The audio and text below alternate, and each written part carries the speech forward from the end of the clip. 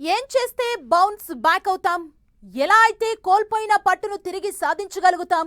ఏ ఏరియాలో ఏ లీడర్ ఎంత యాక్టివ్గా పనిచేస్తున్నారని అధినేత సర్వే రిపోర్టులు తెప్పించుకుంటుంటే లీడర్లు మాత్రం ఇంకా ఇంటి గడప దాటి బయటకు రావటం లేదట.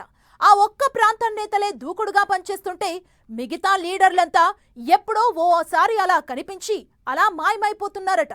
వైసీపీలో ఆ ప్రాంత నేతలే యాక్టివ్గా ఉండడానికి రీజన్ ఏంటి? పార్టీ కార్యక్రమాల్లో వాళ్లే ఎందుకు చురుగ్గా పాల్గొంటున్నట్లు? ప్రజా సమస్యలపై అయినా అవినీతి అంశాలపై అయినా అక్కడి నేతలే ఎందుకు రియాక్ట్ అవుతున్నట్లు?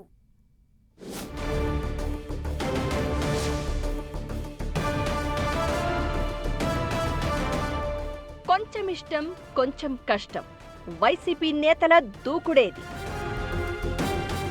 ఫ్యాన్ పార్టీ నేతలు గడప దాటేందుకు ఇష్టపడట్లేదా? కూటమిని ఢీ కొట్టలేకనా, లేక టైం కోసం వెయిటింగా? ఉత్తరాంధ్ర వైసీపీ నేతలే యాక్టివ్గా పనిచేస్తున్నారా? రాయలసీమ కోస్తాంధ్ర నేతలు మౌనం వీడేదెప్పుడు? వైసీపీలో ఉత్తరాంధ్ర నాయకత్వం ప్రత్యేకంగా కనిపిస్తోంది. అక్కడ కులాల గొడవలు లేవు, అధికార ప్రతిపక్ష పార్టీల మధ్య రచ్చకెక్కే రాజకీయాలు లేవు.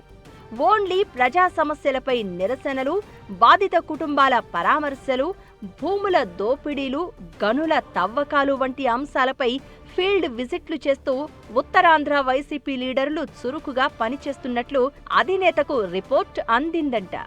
ఒక పక్క పార్టీ పిలుపునిచ్చిన కార్యక్రమాలు నిర్వహిస్తూనే మరోపక్క లోకల్ ఇష్యూస్ పై గట్టిగా పోరాటాలు చేస్తూ ప్రభుత్వాన్ని ఇరుకున పెట్టే ప్రయత్నం చేస్తున్నారట. Uttarandhra YCP activity Botsa Satyanarayana directions లో కొనసాగుతోందట. పార్టీ నేతలంతా నిత్యం ఏదో ఒక అంశంపై సమావేశాలు, ఫీల్డ్ విజిట్లు చేస్తూ ప్రజల్లో ఉండేలా ప్లాన్ చేస్తున్నారట.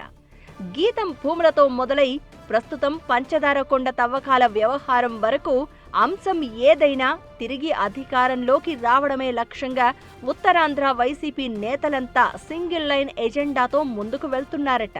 ముఖ్యంగా ఉమ్మడి విశాఖ, విజయనగరం జిల్లాల్లో అనేక అంశాలను తెరపైకి తెస్తున్నారు నేతలు.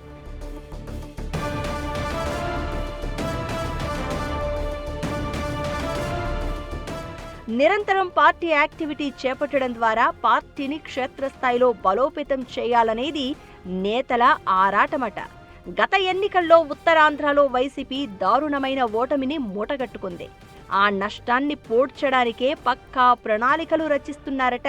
ఒక పక్క ప్రభుత్వాన్ని ఇరుకున పెడుతూ మరోవైపు గ్రౌండ్ లెవెల్లో పార్టీ క్యాడర్ను యాక్టివ్ మోడ్లోకి తేవడమే టార్గెట్గా పెట్టుకున్నారట. అయితే ఇదే సమయంలో రాయలసీమ, కోస్తా జిల్లాల్లో వైసీపీ నాయకత్వం అంతగా యాక్టివ్గా కనిపించడం లేదనే చర్చ రాజకీయ వర్గాల్లో జరుగుతోంది. కొన్ని జిల్లాల్లో పార్టీ కార్యక్రమాలు పరిమితంగా ఉండగా ప్రజా సమస్యలపై క్షేత్రస్థాయి పోరాటాలు ఆశించిన స్థాయిలో కనిపించడం లేదని పార్టీ శ్రేణులే చర్చించుకుంటున్నాయి. పార్టీ ఇచ్చిన కార్యక్రమాలు మినహా ప్రజా సమస్యలను లేవనెత్తడంలో ఉత్తరాంధ్ర నేతల్లా కోస్తా, రాయలసీమ ప్రాంతాల నేతలు దూకుడుగా వెళ్లడం లేదట. గత ఎన్నికల్లో ఉత్తరాంధ్ర మాదిరిగానే మిగిలిన చోట కూడా పార్టీ తీవ్రంగా నష్టపోయింది. ఉత్తరాంధ్ర మాదిరిగానే అన్ని ప్రాంతాల్లోనూ నేతలు చురుకుగా వ్యవహరించాల్సిన అవసరం ఉందని పార్టీ క్యాడర్ కోరుకుంటుంది.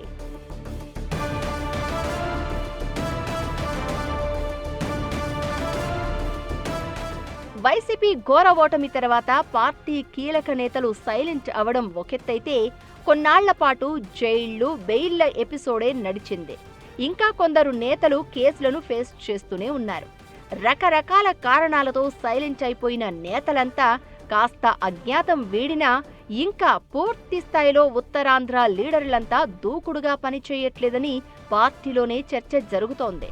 ఇన్నాళ్లు మౌనంగా ఉన్నవాళ్లు ఇప్పటికైనా బయటికి రాకుంటే బ్రతిమాలడాలు, బుజ్జగించడాలు ఉండవని అధిష్టానం కూడా క్లియర్ కట్ ఇండికేషన్ ఇచ్చేస్తోందట.